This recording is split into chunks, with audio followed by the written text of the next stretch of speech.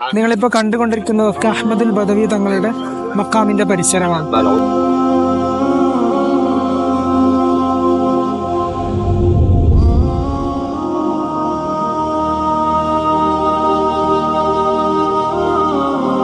അപ്പോൾ കൂട്ടുകാരെ, ഇന്ന് നമുക്കൊരു സിയാറത്തിന് പോകാനുണ്ട്. തൊന്തയിലേക്കാണ്, അതായത് മഹാനായ അഹ്മദുൽ ബദവി റളിയല്ലാഹു അൻഹുവിൻ്റെ മക്കാമിലേക്കാണ് ഇൻഷാ അല്ലാഹ്. അപ്പോൾ നമുക്ക് വീഡിയോയിലേക്ക് കിടക്കാം. അങ്ങനെ ഞങ്ങൾ നേരെ ഈജിപ്തിലെ ബൈബാനിയിൽ നിന്നും തൊന്തയിലേക്കുള്ള നമ്മുടെ യാത്ര ആരംഭിച്ചു.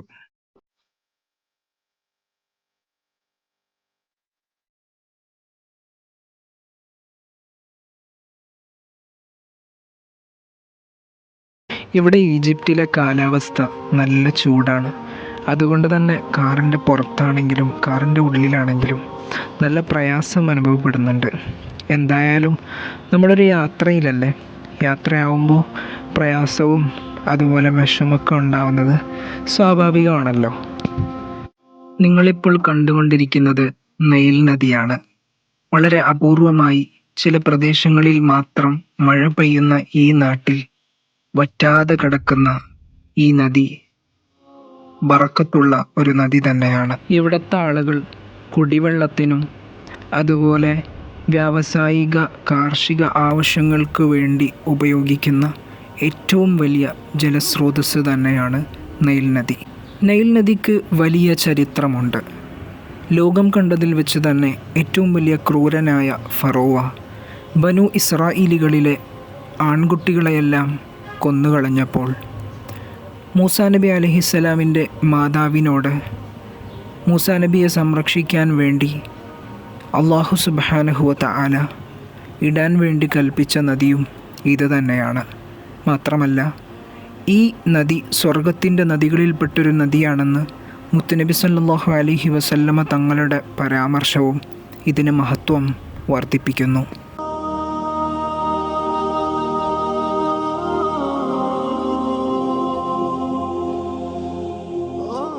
ഞങ്ങളിപ്പോൾ ഒരു ഗ്രാമപ്രദേശത്തിലൂടെ സഞ്ചരിച്ചു കൊണ്ടിരിക്കുകയാണ്.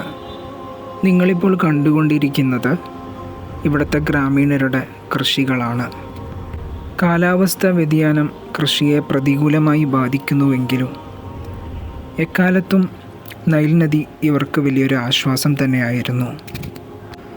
അരി, ചോളം, ഗോതമ്പ് അതുപോലെ പല ഫ്രൂട്ട്സും വെജിറ്റബിൾസും ഇവരിവിടെ കൃഷി ചെയ്യുന്നു. ചില കർഷകർ ഡ്രിപ്പ് സിസ്റ്റംസ്, ഗ്രീൻ ഹൗസസ് അതുപോലെ GPS ബേസ്ഡ് ഫാമിംഗ് പോലെയുള്ള ടെക്നോളജികൾ ഉപയോഗിച്ച് കൃഷി ചെയ്യാറുമുണ്ട്. നമ്മുടെ നാടുകളടക്കം പല നാടുകളിലും നദികളും പുഴകൾക്കും സമീപം കുപ്പത്തൊട്ടികൾ വലിച്ചെറിഞ്ഞ് ജലമലിനീകരണത്തിന് കാരണമാകുന്നത് അത് വളരെയധികം വേദനാജനകമായ ഒരവസ്ഥ തന്നെയാണ്. ഈജിപ്തിൽ പലയിടങ്ങളിലും നമുക്ക് കാണാൻ സാധിക്കുന്ന ചില മാർക്കറ്റുകളിൽ ഒന്നാണ് ഇത്. എന്താണ് ഈ മാർക്കറ്റുകളുടെ പ്രത്യേകത എന്നറിയോ?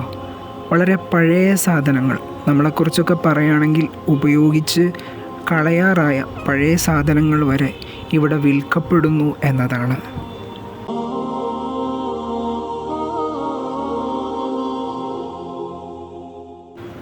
ഇപ്പോൾ ഞങ്ങൾ ത്വന്തയിലെ നഗരപ്രദേശത്തിലൂടെയാണ് സഞ്ചരിച്ചു കൊണ്ടിരിക്കുന്നത്.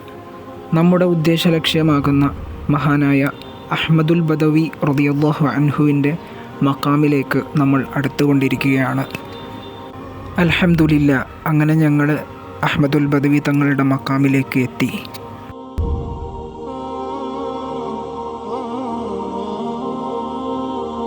മാഷാ അല്ലാഹ്, ഈ വലിയ പള്ളിയിലാണ് മഹാനായ അഹ്മദുൽ ബദവി റളിയല്ലാഹു അൻഹു അന്ത്യവിശ്രമം കൊള്ളുന്നത്.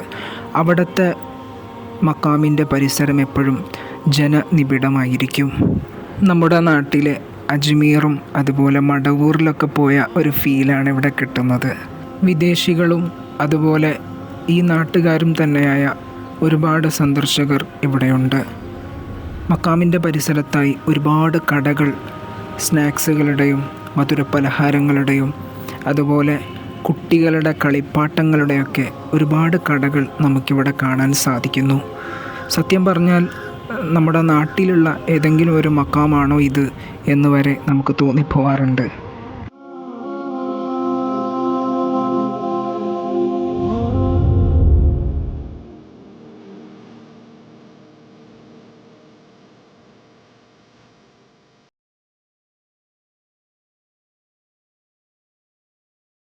അൽഹംദുലില്ലാ. അങ്ങനെ മഹാനായ അഹ്മദുൽ ബദവി റളിയല്ലാഹു അൻഹുവിന്റെ മഖാമിന്റെ പരിസരത്തിലേക്ക് ഇത് എത്തിയിരിക്കുന്നു. നിങ്ങളിപ്പോൾ കണ്ടുകൊണ്ടിരിക്കുന്നതൊക്കെ അഹ്മദുൽ ബദവി തങ്ങളുടെ മഖാമിന്റെ പരിസരം. അള്ളാഹുവിന്റെ ഇഷ്ടദാസന്മാരാകുന്ന ഔലിയാക്കളിൽ തന്നെ ഏറ്റവും ടോപ്പ് പൊസിഷനിലുള്ളവരാണ് അഖ്താബീങ്ങളായ ഔലിയാക്കൾ. അവരിൽ തന്നെ ഏറ്റവും പ്രധാനപ്പെട്ട 4 അഖ്താബീങ്ങളുണ്ട്. അവരിൽപ്പെട്ട ഒരാളാണ് മഹാനായ സയ്യിദി അഹ്മദുൽ ബദവി റളിയല്ലാഹു അൻഹു അവർകൾ. പള്ളിയുടെ ഉള്ളിലെ കാഴ്ചകളാണ് നിങ്ങളിപ്പോൾ കണ്ടുകൊണ്ടിരിക്കുന്നത്. ഒരുപാട് ആളുകൾ ഇവിടെയുണ്ട്. സുരക്ഷാ ഉദ്യോഗസ്ഥരായ ആളുകൾ ഞങ്ങളെ കണ്ടപ്പോൾ നിങ്ങൾ എവിടെ നിന്നാണ്, ഇന്ത്യയിൽ നിന്നാണോ എന്ന് ചോദിച്ചു. ആണെന്ന് പറയുമ്പോൾ അവർക്ക് വലിയ സന്തോഷവുമായി. ഇവിടെ ഒരുപാട് ആളുകൾ വന്നിട്ടുള്ളത് മഹാനായ അഹ്മദുൽ ബദവി റളിയല്ലാഹു അൻഹുവിനെ സിയാറത്ത് ചെയ്യാനും അതുപോലെ പള്ളി സന്ദർശിക്കാൻ വേണ്ടിയുമാണ്. ഇതാണ് മഹാനായ സയ്യിദി അഹ്മദുൽ ബദവി റളിയല്ലാഹു അൻഹു അവരുടെ മഖാം. മനസ്സിന് ഒരുപാട് സമാധാനം നൽകുന്ന ഒരു സ്ഥലം തന്നെയാണിത്. ഈ മഹത്തായ സ്ഥലത്തിലേക്ക് എത്താൻ എല്ലാവർക്കും അള്ളാഹു തൗഫീഖ് നൽകട്ടെ. മഹാനവറുകളുടെ ബറക്കത്തുകൊണ്ട് അള്ളാഹു നമ്മളെല്ലാം വിജയികളിൽ ഉൾപ്പെടുത്തട്ടെ. ഈ നന്മ മറ്റുള്ളവരിലേക്കും എത്തിച്ചു കൊടുക്കുക.